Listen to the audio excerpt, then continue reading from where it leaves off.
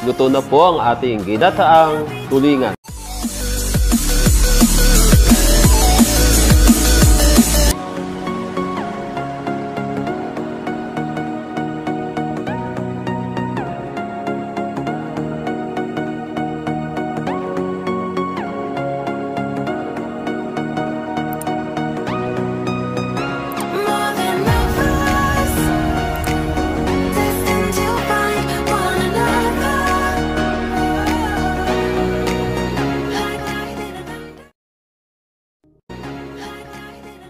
Atin na pong simulan ang ating pagluluto ng ginataang tulingan.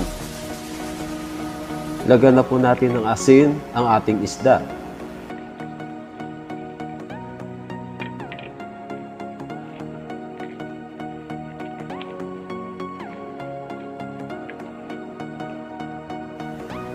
Painitin na po natin ang mantika at prituhin na po natin ang ating isda.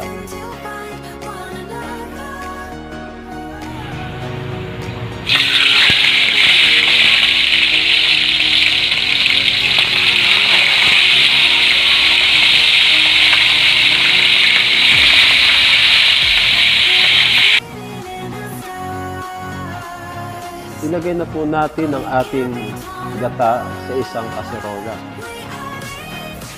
Ilagay po natin ang luya, sibuyas,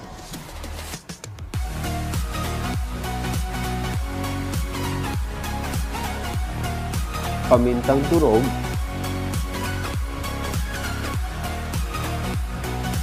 at ang siling panigang. At ilagay na rin po natin ang ating asin.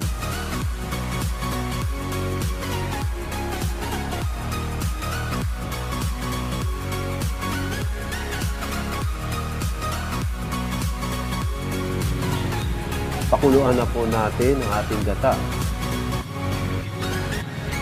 Kapag malapot na po ang gata, pwede na nating ilagay ang ating piniritong isda.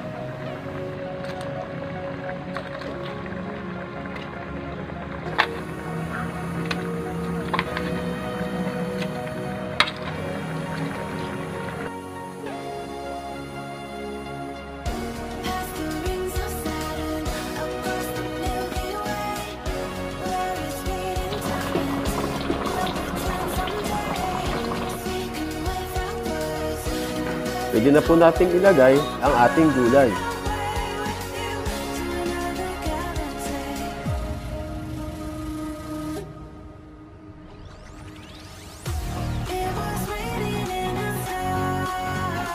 Luto na po ang ating ginataang tulingan.